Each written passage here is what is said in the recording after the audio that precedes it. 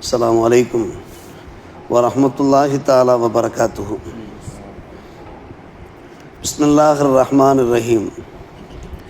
வஅன் ஜாபிரின் ரலியல்லாஹு தஆலா அன்ஹு அன்னஹு क़ால் சமீத ரசூலுல்லாஹி ஸல்லல்லாஹு அலைஹி வஸல்லம் யகூல் மின் சஆதத்தில் மரி அன் யதூல உம்ருஹு வ யர்ஸுகுஹுல்லாஹல் இனாபா.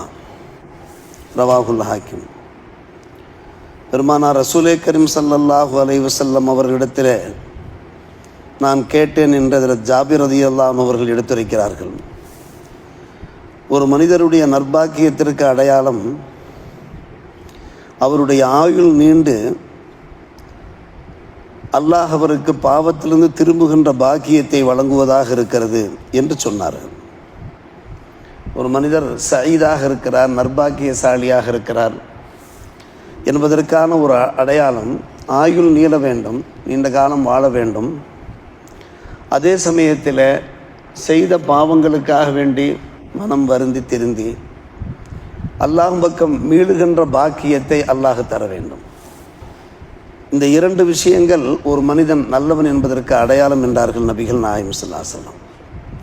வல்ல அல்லாஹ் நமக்கும் ஆயுளை நீட்டித்து கொடுத்து கொண்டிருக்கிறான். அதே சமயத்தில் நாம் அல்லாஹ்விடத்தில் இறைஞ்ச வேண்டும், கேட்க வேண்டும். யா அல்லாஹ், நான் ஏதாவது பாவங்கள் செய்து கொண்டிருந்தால் அந்த பாவங்களிலிருந்து நான் விடுபட வேண்டும். வணக்க வழிபாடுகளில் ஈடுபடுவதன் மூலமாக அந்த பாவங்களிலிருந்து நான் விடுபட்டு என்னுடைய பாவங்களை மன்னிக்க வேண்டும் என்று நாம் அல்லாஹ்விடத்தில் இறைஞ்சியவாறு இருக்க வேண்டும்.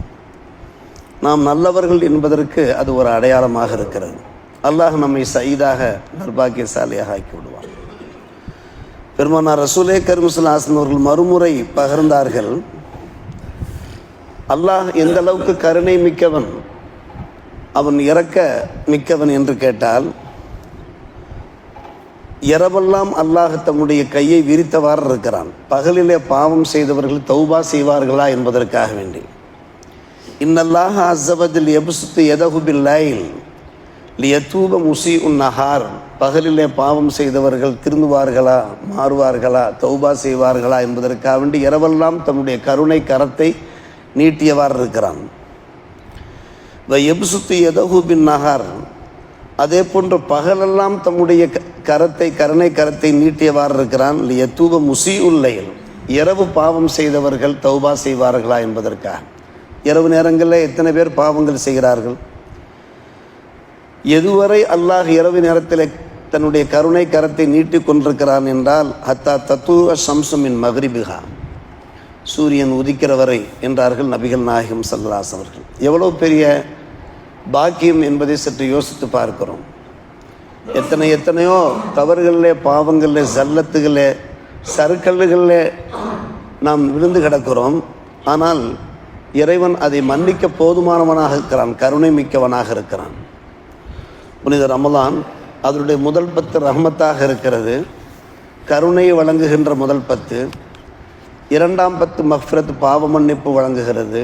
3ஆம் 10 நாட்கள் மூலமாக நரக விடுதலையை பெறுகிறோம். இதெல்லாம் ஏக இறைவனுடைய இரக்கத்திற்கு எடுத்துக்காட்டாக இருக்குது. இந்த காலகட்டங்களை நாம் பயன்படுத்த வேண்டுமா இல்லையா?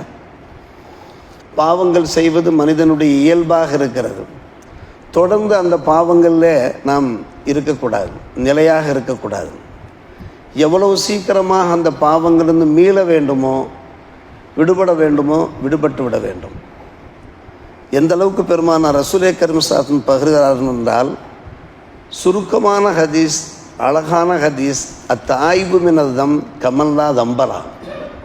பாவம் செய்த மனிதன் பாவத்திலிருந்து விடுபட்டு தௌபா செய்து விட்டான் என்றால் பாவமே செய்யாதவனைப் போல ஆகிறான் என்று நபிகள் நாயகம் ஸல்லல்லாஹு அலைஹி வஸல்லம். ஒருவன் குடிப்பழக்கத்தில் நீண்ட காலமாக இருக்கிறான், குடிப்பழக்கத்தை விட்டு விட்டான், அல்லாஹ்விடத்தில் தௌபா செய்து விட்டான். அல்லாஹ்விடத்தில் தௌபா செய்து அந்த குடிப்பழக்கத்தை ஒரேடியாக விட்டு ஒழித்து விட்டான் என்றால் பாவம் செய்யாதவனைப் போல ஆகிறான் அல்லாஹுடைய பார்வையில். நாமும் கூட அவனை பற்றி விமர்சனம் தொடர்ந்து செய்து கொண்டிருக்க முடியாது. ஒரு காலத்தில் இவர் ஒரு மடா குடிகாரராக இருந்தாரே என்று நாம் பேச முடியாது. காரணம், அவர் பாவமே செய்யாதவர் போன்று என்று பெருமானார் ரசூலே கரீம். எப்போது பாவத்திலிருந்து அவர் விடுபடுகிறாரோ, தௌபா செய்கிறாரோ, அவரை நாம் கட்டி அரவணைக்க வேண்டும். என்பது நபிகள் நாயகம் ஸல்லல்லாஹு அலைஹி வஸல்லம் அவர்களுடைய நல்வாக்காக இருக்கிறது. இன்னும் சொல்லப்போனால் ஒருவர் ஒரு தப்பு செய்கிறார், ஆகா நாம் தப்பு செய்து விட்டோமே என்று மிகவும் மனம் வருந்துகிறார். இது மார்க்கத்திற்கு முரணான விஷயமாயிற்றே, மார்க்கத்தில் ஹராமாக்கப்பட்ட விஷயமாயிற்றே, இப்படி சேற்றில் போய் விழுந்து கிடக்கிறோமே, யா அல்லாஹ் இதிலிருந்து நான் எழ வேண்டுமே, மீள வேண்டுமே என்று கை சேதப்பட்டாலும் கூட, மனம் வருத்தப்பட்டாலும் கூட அதுவே தௌபாவாக மாறுகிறது என்று பெருமானார் ரசூலே கரீம் ஸல்லல்லாஹு அலைஹி வஸல்லம் பேசுகிறார். உமைத் ரலியல்லாஹு அன்ஹு அவர்கள் அனஸ் இப்னு மாலிக் இடத்துல கேட்கிறார்கள், நபி அவர்கள் இப்படி சொன்னார்களா? அந்நதமு தௌபா, ஒரு மனிதன் பாவம் செய்துவிட்டு அதற்காக வேண்டி மனம் வருந்தினான் என்றால், கை செய்தப்பட்டான் என்றால் அதுவே தௌபாவாக இருக்கிறது என்று பெருமானார் சொன்னார்களா என்று அவர் சந்தேகம் எழுப்பினார். அப்போது அனஸ் இப்னு மாலிக் ரலியல்லாஹு அன்ஹு சொன்னார்கள், காரணம் பெருமானார் அப்படி சொன்னார்கள் என்று. சற்று யோசித்து பார்க்கிறோம், அல்லாஹ் எப்படியெல்லாம் நமக்கு சந்தர்ப்பத்தை தந்து கொண்டே இருக்கிறான், தருணத்தை தந்து கொண்டே இருக்கிறான் என்று யோசித்து பார்க்கிறோம். அவனை விட கருணை மிக்கவன் யார் இருப்பா? மீலாது பெருவிழாவிலே சென்னையிலிருந்து வந்த ஒரு லாயர் பயான் பண்ணியதை நாம் கேட்டிருப்போம். அந்த ஹதீஸ் இங்கே இடம்பெற்றிருக்கிறது. இப்னு மஸ்ஊத் ரலியல்லாஹு தஆலா அன்ஹு அவர் அறிவிக்கிற ஒரு ஹதீஸ். அது ஹதீஸ் கிரந்தங்களில் இஸ்னாதின் சஹீஹ், சரியான வழித்தொடர் மூலமாக பதிவு செய்யப்பட்ட ஹதீஸ். இப்னு மஸ்ஊத் ரலியல்லாஹு அவர்கள் கூறுகிறார்கள், 2 கிராமங்கள் இருந்தன. ஒரு கிராமம் நல்ல கிராமம், நல்ல மக்கள் வாழ்ந்த கிராமம். இன்னொரு கிராமம் மோசமான கிராமம். அங்கே இருப்போரெல்லாம் பாவங்கள் செய்யக்கூடியவர்கள், லாலிமாக உள்ளவர்கள். ஒரு கிராமம் சாலிஹா, இன்னொரு கிராமம் லாலிமா. இப்போது அந்த அநியாயக்கார கிராமம் இருக்கிறதே, அநியாயக்காரர்கள் அட்டூழியக்காரர்கள் வாழ்கின்ற அந்த கிராமத்திலிருந்து ஒரு மனிதர் மனம் மாறி நாம் நல்ல கிராமத்துக்கு போய்விடுவோம், நல்லவர்கள் வாழ்கின்ற ஊருக்கு சென்று விடுவோம் என்று புறப்படுகிறார். புறப்பட்டு வந்து கொண்டிருக்கிற வழியிலேயே அவருக்கு மௌத்து வந்து விடுகிறது. எப்படியாவது பாவங்களிலிருந்து விடுபட வேண்டும் என்கிற ஒரு உறுதியோடு, நல்ல எண்ணத்தோடு அவர் புறப்பட்டு வருகிற போது நடுவிலேயே அவருக்கு மரணம் வந்து விடுகிறது. இப்போது நிலை என்ன? இவ்வளவு காலம் அவர் செய்த பாவத்துக்காக வேண்டி அவர் தண்டிக்கப்படுவாரா? இப்போது அவர் மனம் மாறி நாம் நல்லவனாக வாழ வேண்டும் என்று புறப்பட்டு வந்ததற்காக வேண்டி அவர் மன்னிக்கப்படுவாரா? மலக்கும் ஷைத்தானும் அங்கே தர்க்கித்துக் கொள்கிறார்கள். இதை தாங்கள் மீராது பயானிலே கேட்டிருப்பீர்கள். மலக்கு சொல்லுகிறார், நல்ல கிராமத்திற்கு அவர் புறப்பட்டு வந்து விட்டார், எனவே அவர் பாவம் மன்னிக்கப்பட்டு விட்டார் என்று மலக்கு சொல்கிறார். ஷைத்தான் தர்க்கிக்கிறான், இவ்வளவு காலமாக என்னுடைய கிராமத்தில் தான் அவன் வாழ்ந்தான், பாவங்கள் செய்கின்ற கிராமத்தில் வாழ்ந்தான், அவன் எனக்குத்தான் கட்டுப்பட்டு, ஷைத்தான் சொல்கிறான், எனக்குத்தான் கட்டுப்பட்டு வாழ்ந்தான், எனவே அவன் தண்டிக்கப்பட வேண்டியவன் என்று ஷைத்தான் கூறுகின்றான். மலக்கு வாதம் செய்து கொண்டிருக்கிறார், தௌபாவை நாடித்தானே அவர் புறப்பட்டு வந்தார் என்று. இப்போது இருவருக்கும் மத்தியில் ஜட்ஜ்மெண்ட், அல்லாஹ்விடமிருந்து தீர்ப்பு வருகிறது. என்ன தீர்ப்பு வருகிறது? அவர் புறப்பட்டு வந்த தூரத்தை நீங்கள் கணக்கிடுங்கள். நல்ல கிராமத்தை ஏதோ ஒரு ஜான் நெருங்கிவிட்டால் கூட போதுமானது, அவர் பாவம் மன்னிக்கப்பட்டு விட்டார். இல்லை, இவர் எந்த கிராமத்திலிருந்து புறப்பட்டு வந்தாரோ அதுதான் அந்த அநியாயக்கார கிராமத்திற்கு ஒரு ஜான் நெருக்கமாக இருந்தாலும் கூட அவர் தண்டிக்கப்படுவார் என்கிற ஒரு ஜட்ஜ்மெண்ட் கிடைக்கிறது. உடனே அங்கே அந்த அளவு பார்க்கப்படுகிறது.